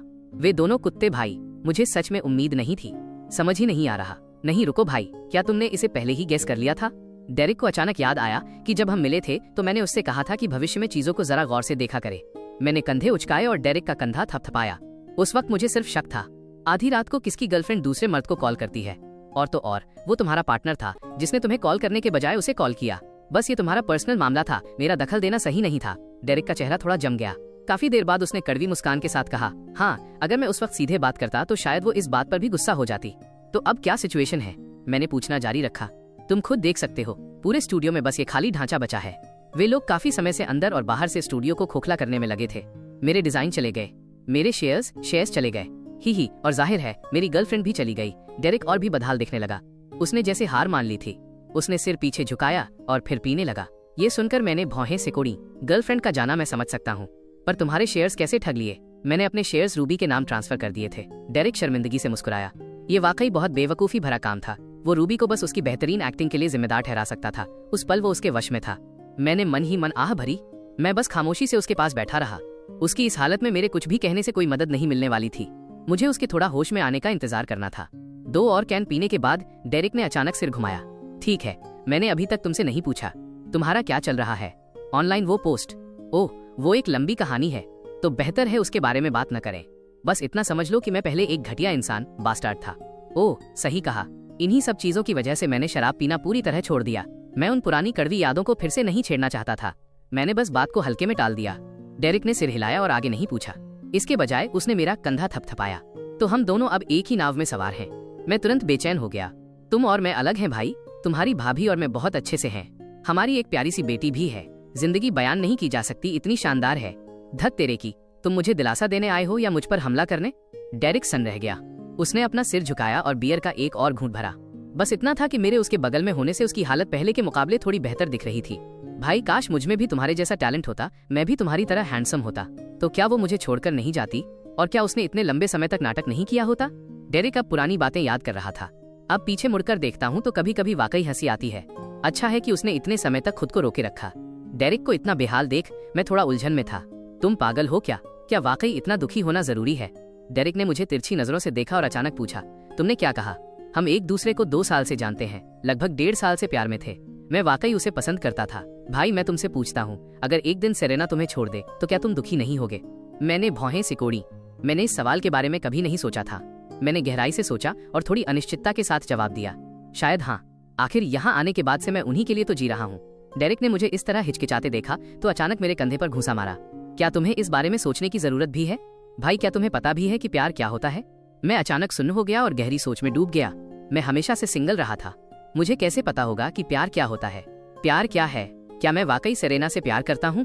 मैंने खामोशी से खुद से पूछा, क्या तुम्हें इस पर भी सोचना पड़ेगा? प्यार के बारे में सोचो। जो चेहरा तुम्हारे दिमाग में सबसे पहले आए वही वो इंसान है। डेरिक ने फिर से मेरा कंधा थपथपाया। वो पूरी तरह बेबस लग रहा था। उसने मुझे उसे दिलासा देने के लिए बुलाया था, पर यहाँ तो वो खुद मुझे ज्ञान दे रहा था। उस थपकी ने मुझे होश में ला दिया। धत तेरे की, मैं गलत दिशा में जा रहा था। मैं मूल रूप से ऐसा इंसान था जिसने कभी डेटिंग नहीं की थी। अचानक इस तरह के सवाल का सामना करने पर मैं जरूरत से ज्यादा सोचने लगा था। क्या मैं सेरेना से प्यार करता था? हाँ, शुरू में मैं बस माँ बेटी के प्रति प्रायश्चित करना चाहता था, फिर बाद में मुझे लगा कि इस तरह की जिंदगी बुरी नहीं है, और फिर बाद में उसकी खूबसूरती ने मेरे दिल में हलचल मचाई और रोजाना की उन छोटी छोटी बातों ने मुझे धीरे धीरे उसे पसंद करने पर मजबूर कर दिया। मैं हमेशा से एक गंभीर इंसान रहा हूँ। मुझे कभी बड़ी और रोमांचक घटनाओं ने प्रभावित नहीं किया, बल्कि छोटी और साधारण चीजों ने ही बदला है। जैसा कि डेरिक ने कहा, जब तुम प्यार शब्द सोचते हो, जो चेहरा सामने आए वही वो इंसान है। मैं पागलों की तरह मुस्कुराने लगा। डेरिक को बहुत तकलीफ हो रही थी। उसे समझ नहीं आ रहा था कि उसे डॉग फूड, दूसरों का रोमांस देख जलन होना क्यों खाना पड़ रहा है, वो भी अपने सबसे बुरे वक्त में। वाकई सबसे अच्छे भाई ही जानते हैं कि आपको चिढ़ाना कैसे है। डेरिक को लगा कि उसके दिल की उदासी थोड़ी कम हो गई है। वो बस उछलकर इस कमीने को घूंसा मारना चाहता था। पर मुझे लगता है रूबी को तुम्हारी फैमिली सिचुएशन के बारे में नहीं पता। मैंने जल्दी से टॉपिक बदला, पर इस टॉपिक ने डेरिक को और भी बेहाल कर दिया। उसने अपना सिर हिलाया। नहीं, मुझे हमेशा लगता था कि वो एक अच्छी लड़की है, उसे इन सब चीजों से फर्क नहीं पड़ेगा। मुझे बस उम्मीद नहीं थी। मेरे मुंह का कोना अनजाने में फड़कने लगा। अच्छी लड़की भला ऐसी कब से होने लगी? ओहो, तो क्या ये वही डोमेस्टिक अब्यूजर नहीं है जो ऑनलाइन छाया हुआ है? डेरिक, रूबी का तुम्हें छोड़ना बिल्कुल सही फैसला था। तुम तो इस तरह के दोस्त के साथ घूमते हो। जैसे ही मैं आगे कुछ बोलने वाला था, स्टूडियो के दरवाजे से एक आवाज आई। डेरिक का चेहरा तुरंत काला पड़ गया। मैंने मुड़कर देखा। जो आदमी आया था वो गोरा और हैंडसम था। औरत जाहिर है रूबी थी, जिससे मैं पहले एक बार मिल चुका था। वो अब भी एनीमे स्टाइल में तैयार थी। बस इस बार उसका मेकअप पहले से ज्यादा डार्क था और उसकी फिगर भी थोड़ी ज्यादा आकर्षक लग रही थी। मैं किसके साथ दोस्ती करता हूँ, इससे तुम्हें क्या मतलब? विक्टर वांग, रूबी, तुम दोनों की मेरे यहाँ आने की हिम्मत कैसे हुई? मत कहना कि तुम अब इस खाली स्टूडियो को भी हड़पना चाहते हो। डेरिक गुस्से में बोला। मुझे आखिरकार पता चला कि इस चॉकलेटी लड़के का नाम विक्टर वांग था। डेरिक, ऐसे मत बनो, हम ये सब तुम्हारी भलाई के लिए कर रहे हैं। डेरिक की बात सुनकर विक्टर के बोलने से पहले रूबी बोल पड़ी, जैसे वो वाकई उसकी भलाई चाहती हो। धत, मेरी भलाई के लिए? तुम वाकई बहुत मजाकिया हो। मेरी भलाई का मतलब मुझे ककल्ड, धोखा मिला हुआ पति प्रेमी बनाना है? डेरिक, विक्टर और मैं हमेशा से एक दूसरे को पसंद करते थे। तुम्हारे आने से पहले ही हमारे बीच फीलिंग्स थीं। हमें बस पहले इसका एहसास नहीं हुआ था। डेरिक, हम यहाँ तुमसे लड़ने नहीं आए हैं। तुम्हें इस तरह खुद को बर्बाद करते देख मुझे भी बुरा लगता है। तुम हमारे स्टूडियो में क्यों नहीं आ जाते? तुम्हारे हुनर के साथ तुम भविष्य में जरूर अच्छा करोगे।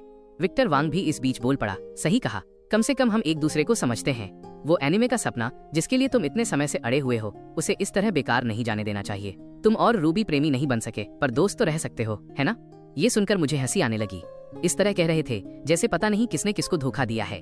आज मुझे आखिरकार समझ आया कि एक ही थैली के चट्टे बट्टे होना, एक ही बिल के सांप चूहे होना और गलत काम करके सती सावित्री बनने का नाटक करना किसे कहते हैं।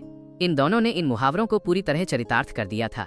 डेरिक उन दोनों की बातें सुनकर और भी भड़क गया। उसने विक्टर वांग की तरफ उंगली उठाई। दोस्ती? मेरी जूती, तुम्हारे पास इस चेहरे के अलावा और है ही क्या? डिजाइन मेरे थे, पैसा मेरा था, यहाँ तक कि तुम्हारे बगल में खड़ी ये औरत भी कभी मेरी थी। तुम आखिर सोच क्या रहे हो? मुझे अपने साथ जुड़ने को कह रहे हो, तुम्हारा दोस्त बनने को? मुझ डेरिक की इतनी गिरी हुई आदत नहीं है। सामने खड़े विक्टर वांग ने भौहें सिकोड़ी। साफ था कि डेरिक की बातों ने उसके दिल पर चोट की है, पर वो पल भर के लिए रुका और फिर मुस्कुराते हुए बोला, परेशान मत हो, वो सब अब मेरा है। उसकी वो मुस्कान बहुत ही घमंडी, स्मग थी। डेरिक जमीन से उठकर आगे झपटना चाहता था, पर मैंने उसे रोक लिया। ठीक है, अगर बहस से काम चल सकता है तो हाथ चलाने की जरूरत नहीं है। विक्टर वांग और रूबी, है ना? क्या तुम जानते हो मैं कौन हूँ? मैंने मुस्कुराते हुए पूछा। मेरा चेहरा बहुत ही सौम्य लग रहा था। विक्टर वांग ने उपेक्षा से देखा। हालांकि वो एंटरटेनमेंट इंडस्ट्री में नहीं था, पर वो मेरे महान नाम से वाकिफ था, जो अक्सर ट्रेंडिंग टॉपिक्स पर रहता था। बस इतना था कि अब वो नाम बदनामी, इन्फमी के लिए मशहूर था। तो क्या हुआ अगर मैं तुम्हें जानता हूँ? घरेलू हिंसक, डोमेस्टिक अब्यूजर, है ना? विक्टर वांग ने तंज कसा। डेरिक फिर से उसकी तरफ झपटने वाला था, पर मैंने उसे फिर रोक लिया। मैंने मुस्कुराते हुए सिर हिलाया। मेरी इस शांति ने डेरिक को और भी ज्यादा घुटन महसूस कराई। मैं डेरिक के आगे खड़ा हो गया और बात जारी रखी। तो तुम्हें यह भी पता होना चाहिए कि मैं एक सॉन्ग राइटर, गीतकार हूँ। विक्टर और रूबी दोनों एक साथ हंस पड़े। एक गीतकार होने का उनकी एनिमे इंडस्ट्री से क्या लेना देना? उनके लिए मेरी पहचान यहाँ बिल्कुल बेकार थी। डेरिक को भी लगा कि मैं बकवास कर रहा हूँ। यहाँ किसे परवाह थी कि मैं गाने लिखता हूँ? विक्टर वांग ने मजे लेते हुए कहा, तो क्या हुआ अगर मैं जानता हूँ? फिर तुम्हें पक्का ये नहीं पता होगा कि मैं एनिमे के बारे में भी थोड़ा बहुत जानता हूँ। जैसे म्यूजिक, वैसे ही एनिमे, दोनों में मेरा थोड़ा हाथ साफ है। ये सुनकर विक्टर वांग को अचानक कुछ अनहोनी का एहसास हुआ। उसने भौहें सिकोड़ी और मेरे आत्मविश्वास से भरे चेहरे को शक की नजरों से देखा, पर फिर वो मुस्कुराया और अपने मन के फालतू ख्यालों को झटक दिया। ये दोनों बिल्कुल अलग क्षेत्र थे। जब तक जेम्स रिवर्स कोई अजूबा मॉन्स्टर न हो, वो उसे कैसे चुनौती दे सकता था? क्या तुम मुझे धमका रहे हो? थोड़ा बहुत जानने से काम नहीं चलेगा। मैंने अचानक मुस्कुराना बंद कर दिया और दया भरी नजरों से उसे देखा। थोड़ा बहुत जानना ही काफी है। मेरा थोड़ा बहुत और इस पागल डेरिक की महारत तुम जैसे शौकिया लोगों को धूल चटाने के लिए काफी है। विक्टर वांग अब मुझसे और बात नहीं करना चाहता था। ये कमीना, मैं बोलता तो बहुत नरमी से था, पर हर शब्द में कांटे छिपे थे। डेरिक जैसा नहीं, जो सिर्फ गालियां देना जानता था और विक्टर को गालियों से डर नहीं लगता था। इसलिए उसने मुझे इग्नोर किया और डेरिक की तरफ मुड़ा। डेरिक, क्या तुमने सोच लिया हमारे साथ जुड़ना है या नहीं, या तुम इसकी बातों पर यकीन करोगे? रूबी भी पास खड़ी उसे फुसला रही थी। उसकी आंखों में झूठी बेबसी थी। सही कहा डेरिक, अपने एनिमे के सपने को सच करने का ये तुम्हारे पास आखिरी मौका है। हमारे साथ आओ, कल बेहतर होगा। डेरिक अब तक शांत हो चुका था। वो मेरे बगल में आकर खड़ा हुआ और हंसा। विक्टर को नजरअंदाज करते हुए उसने रूबी की तरफ देखा। रूबी, हम 1.5 साल साथ थे। मैंने कभी तुम्हारे साथ कुछ गलत नहीं किया। मेरा बर्ताव कभी अपनी मर्यादा से बाहर नहीं गया। आज तुम मुझसे ये कह रही हो, ठीक है, तो मैं भी तुम्हें बता दूं, मुझे कुत्तों के साथ दोस्ती करना पसंद नहीं है। बोलने के बाद उसने विक्टर की तरफ देखा। और तुम भी साफ सुन लो, जेम्स रिवर्स मेरा भाई है। मैं उस पर यकीन करता हूँ। क्या तुम दोनों उसकी बराबरी करने के भी लायक हो? ये सुनकर विक्टर और रूबी के चेहरे काले पड़ गए। उन्होंने हमें घूरा, मुड़े और चल दिए, पर हमारी आवाजें पीछे से आती रहीं। हे, जा रहे हो? मैंने अभी अपनी बात पूरी नहीं की है। मेरे यहाँ एक पुरानी कहावत है, 30 साल दरिया के इस पार, 30 साल दरिया के उस पार। समय सबका बदलता है। गरीब समझकर किसी जवान का मजाक मत उड़ाना। दफा हो जाओ। मैं गरीब नहीं हूँ, मैं रिच सेकंड जनरेशन, अमीर बाप की औलाद हूँ। डेरिक चिल्लाया। विक्टर और रूबी अभी ज्यादा दूर नहीं गए थे। उनकी गर्दनें लाल हो गईं, खासकर तब जब मैंने पीछे से एक और लाइन जोड़ दी, जिससे रूबी का चेहरा और भी उतर गया। सुना तुमने? अमीर बाप की औलाद। विक्टर और रूबी चले गए, बहुत ही बुरी हालत में। जैसे ही वे नजरों से ओझल हुए, डेरिक अपनी बहादुरी बरकरार नहीं रख पाया। वो धप से जमीन पर बैठ गया। उसके चेहरे पर तकलीफ साफ थी और गालों पर आंसू बहने लगे। मुझे पता था कि वो अब तक खुद को जबरदस्ती रोके हुए था। आखिर वो उसकी गर्लफ्रेंड थी, जिसे उसने 1.5 साल तक चाहा था। अभी उसने जो किया वो उसकी हिम्मत की आखिरी हद थी। भाई, मैं सच में उसे बहुत पसंद करता था, डेरिक रोते हुए चिल्लाया। मुझे समझ नहीं आया कि उसे कैसे चुप कराऊं। लोगों को दिलासा देना मेरे लिए हमेशा मुश्किल रहा है। मैं बस एक्शन से उसका साथ दे सकता था। देखो डेरिक, ऐसे। मैंने बस उसके कंधे को थपथपाया और उसे एक बियर कैन थमा दिया। जी भर के रो लो। आज रात नशे में डूब जाओ। कल से नई शुरुआत करेंगे। उन्हें दिखा दो कि तुम्हें छोड़ने के बाद उनकी कोई औकात नहीं है। डेरिक ने बियर ली और एक घूंट भरा। पीते वक्त उसका चेहरा लाल नहीं हुआ, बल्कि और पीला पड़ता गया। भाई, नई शुरुआत इतनी आसान नहीं होती। लगभग 2 साल तक मैंने उस एनिमे पर काम किया। सब चला गया। ठग लिया उन्होंने। इतने कम समय में मैं कोई नया कॉन्सेप्ट कैसे सोचूंगा?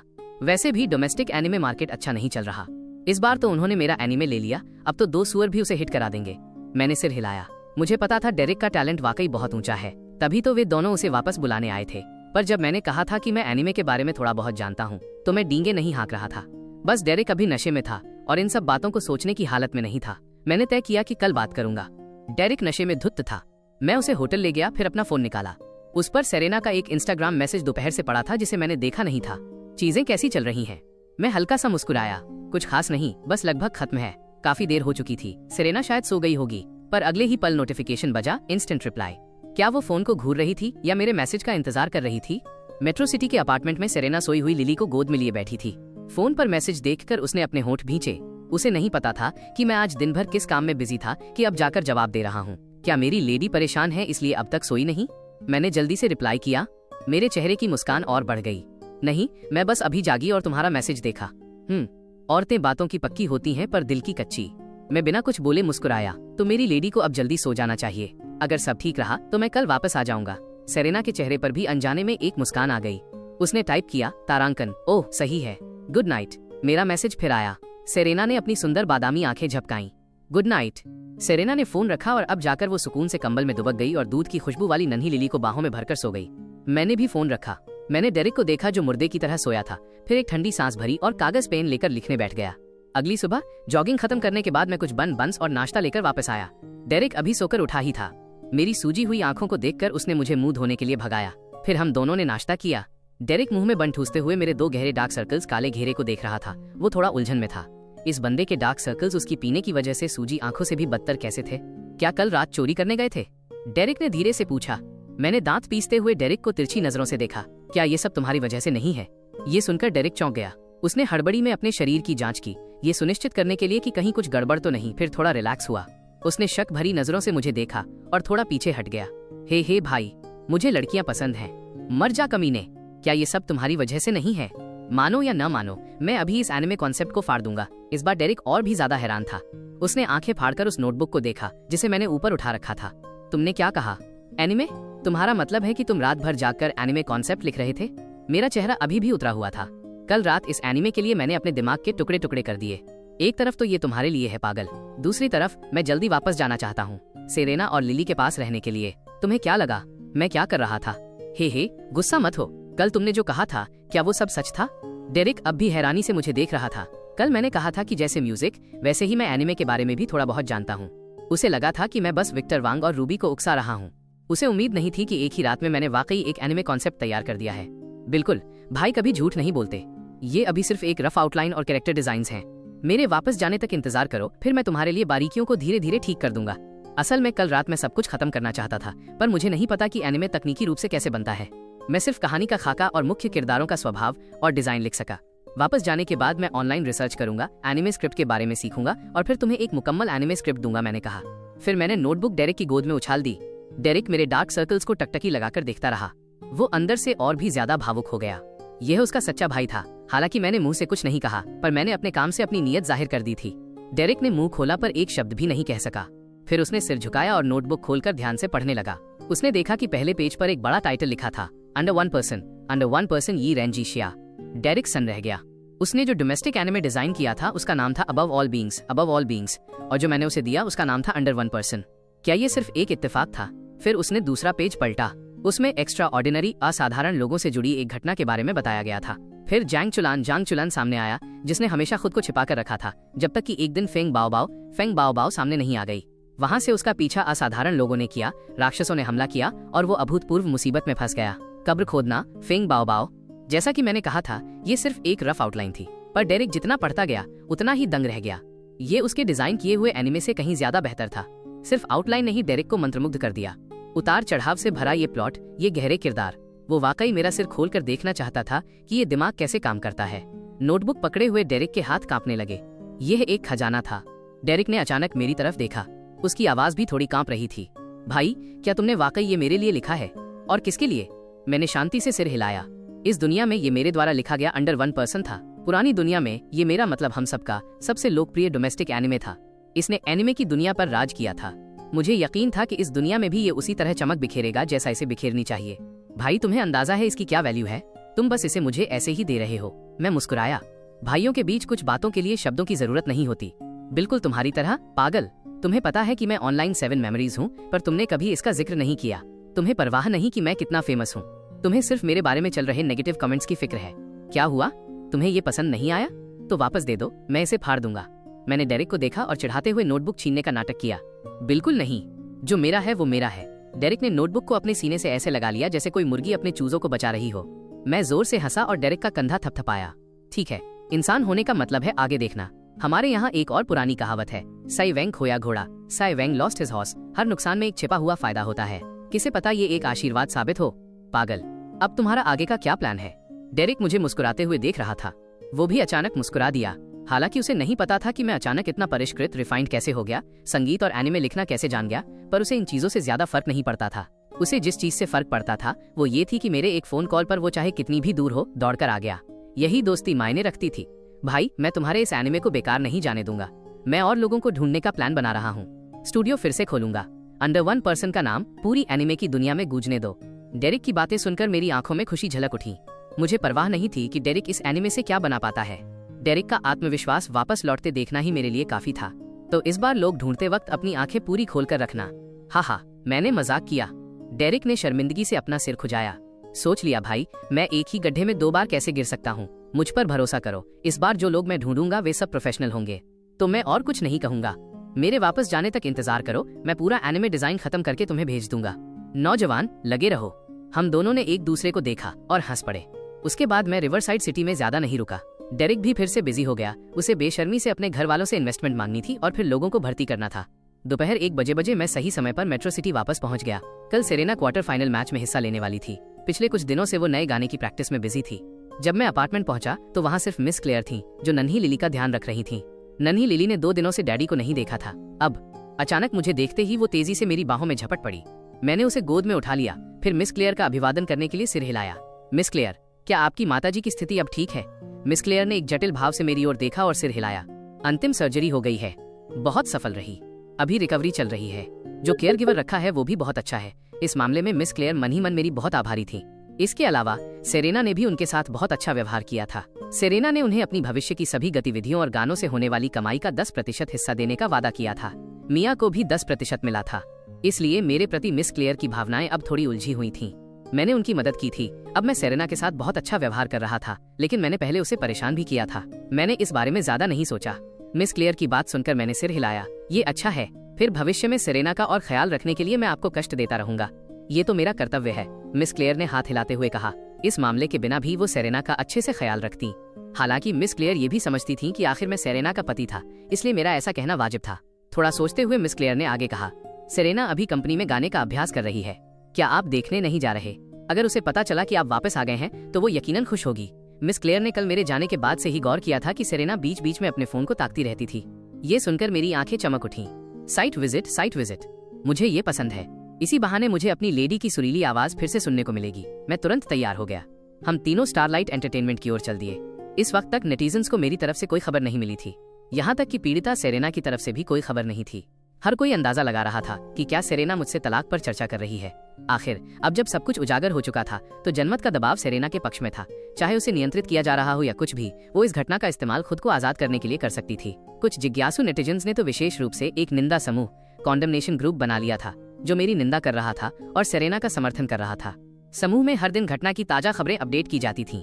ग्रुप की ताजा खबर के अनुसार किसी ने सेरेना को स्टारलाइट एंटरटेनमेंट में देखा था। उसके साथ सिर्फ एक छोटी सहायक मिया थी। मेरे टिकटॉक के नीचे अभी भी गालियों का समंदर उमड़ रहा था और ठीक इसी पल सेरेना के ट्विटर पर अचानक एक पिन किया हुआ पोस्ट अपडेट हुआ। जिन नेटिजन्स ने इस ट्विटर पोस्ट को सबसे पहले देखा वे बहुत उत्साहित हो गए। भाइयों, बड़ी खबर, सेरेना का ट्विटर अपडेट हुआ है, जरूर कोई नतीजा निकला होगा। इस एक वाक्य ने जैसे लहरें पैदा कर दी। हर कोई उत्साहित होकर अपने दोस्तों को बुलाने लगा। कुछ लोगों ने तो मेरे टिकटॉक के नीचे स्पैम करना शुरू कर दिया। ग्रुप में छिपे कुछ एंटरटेनमेंट मीडिया ने भी सूंघ लिया कि ये एक और हॉट टॉपिक है। उन्होंने तुरंत हर तरह की खबरें पोस्ट कर दी। हर किसी ने एक दिन से ज्यादा इंतजार किया था। अब आखिरकार शामिल पक्षों में से एक ने मुंह खोला था। एक पल में अनगिनत लोग सेरेना के ट्विटर अकाउंट पर टूट पड़े। हालांकि जब उन्होंने उस पिन किए गए पोस्ट पर क्लिक किया तो अंदर के 2 छोटे वाक्यों ने उन्हें भौचक्का कर दिया। इस जीवन में एक अच्छे इंसान से मिलना मेरा कितना सौभाग्य है। जब एक सज्जन खुद को बेहतर बनाने के लिए बदलता है तो सभी उसकी प्रशंसा करते हैं। मेरा हृदय भी वैसा ही महसूस करता है। नेटिजन्स ने व्यक्त किया कि वे यहाँ का हर शब्द जानते थे, लेकिन एक साथ रखने पर उन्हें कुछ समझ नहीं आया। वे इतने समय से निंदा कर रहे थे और नतीजा ये निकला कि पीड़िता ने ही उन्हें नकार दिया। एक पल में नेटिजन्स का दिल ऐसे दुखने लगा जैसे उनकी पीठ में छुरा घोंपा गया हो। उन्हें विश्वास ही नहीं हो रहा था कि ये सेरेना ने पोस्ट किया है। वे स्वाभाविक रूप से इन 2 वाक्यों का अर्थ समझ गए थे, इसीलिए उनका दिमाग चकरा गया। पल भर में इस ट्विटर पोस्ट के नीचे कमेंट्स की बाढ़ आ गई। मूल रूप से हर किसी को संदेह था कि क्या मैंने सेरेना के ट्विटर पर कब्जा कर लिया है, लेकिन उनके पास जवाब पाने का कोई तरीका नहीं था। अब वे केवल इस पोस्ट के नीचे लगातार कमेंट कर सकते थे। मुझे विश्वास नहीं होता, नेटिजन्स के पास कोई चारा नहीं था। वे अब केवल कल के न्यू म्यूजिक फेस्टिवल का इंतजार कर सकते थे। तब तक सब कुछ स्पष्ट हो जाएगा। वे मौके पर सेरेना से साफ साफ पूछेंगे कि क्या ये सच था। जब मिस क्लेयर और मैं लिली को लेकर स्टारलाइट एंटरटेनमेंट पहुंचे तो सेरेना को ट्विटर पर पोस्ट किए ज्यादा समय नहीं हुआ था और वो रिकॉर्डिंग स्टूडियो में अभ्यास कर रही थी। उसने पोस्ट करने से पहले उस ट्विटर पोस्ट के बारे में काफी देर तक सोचा था। मूल रूप से वो ऑनलाइन चल रही बातों पर ध्यान नहीं देना चाहती थी, लेकिन उसने देखा कि वे लोग लगातार मुझे गालियां दे रहे हैं। वो खुद को मुझे बचाने की इच्छा से रोक नहीं पाई। पोस्ट करने के बाद काफी देर तक उसका चेहरा लाल रहा। वे साहसी शब्द उसकी सबसे बड़ी हिम्मत, करेज थे। लेकिन पोस्ट करने के बाद उसका मूड काफी बेहतर था। यहाँ तक कि उसकी गायकी और भी स्वाभाविक हो गई थी। मैंने नन्ही लिली को उठाया। मिस क्लेयर मुझे लेकर लिफ्ट से सीधे 11वीं मंजिल पर ले गईं। ये पूरी मंजिल रिकॉर्डिंग स्टूडियो से भरी थी। सेरेना के अभी यहीं होने की पूरी संभावना थी। उन्होंने सेरेना को पहले फोन नहीं किया, वे उसे सरप्राइज देना चाहते थे। जैसे ही हम 11वीं मंजिल पर पहुंचे, हमें सेरेना तो नहीं दिखी, लेकिन हमारा सामना डायना से हो गया, जो एक रिकॉर्डिंग स्टूडियो से बाहर आ रही थी। मुझे और नन्ही लिली को देखकर उसकी आंखें चमक उठीं। ये डायना की मुझसे पहली व्यक्तिगत मुलाकात थी। उसका पहला प्रभाव ये था कि मैं बहुत सौम्य दिखता था, वैसा दुष्ट नहीं जैसा ऑनलाइन कहा जा रहा था। वो 7 मेमोरीज के शुरुआती प्रशंसकों में से एक थी। जब 7 मेमोरीज का अकाउंट पूरी तरह लोकप्रिय भी नहीं हुआ था, तब उसने विद यू फॉर लाइफ गाना सुना था। गिटार पकड़े हुए 7 मेमोरीज, अपना चेहरा छिपाए हुए उस रहस्य ने उसे आकर्षित किया था। इसके अलावा वो विशेष रूप से उस गाने के प्यार की कायल थी। कितने ही लोगों ने कभी तुम्हारे युवा चेहरे को प्यार किया, लेकिन कौन समय के निर्दयी बदलावों को सहने के लिए तैयार है? डायना ने हमेशा सोचा था कि जो व्यक्ति ऐसा गाना लिख और गा सकता है, वो निश्चित रूप से एक रोमांटिक इंसान होगा। तब से वो चुपचाप 7 मेमोरीज को फॉलो कर रही थी। हालांकि वो इस बार ऑनलाइन अफवाहों पर विश्वास नहीं कर रही थी, फिर भी वो शांति से सब देख रही थी। सेरेना ने जो ट्विटर पोस्ट किया था, उसने उसे शुरू से ही देख लिया था। वो बहुत ईर्ष्या महसूस कर रही। वीडियो पसंद आई तो भाई लाइक, सब्सक्राइब और कमेंट जरूर करना। और अगले पार्ट के लिए हमने टारगेट रखा है 30 कमेंट्स और 70 लाइक्स का।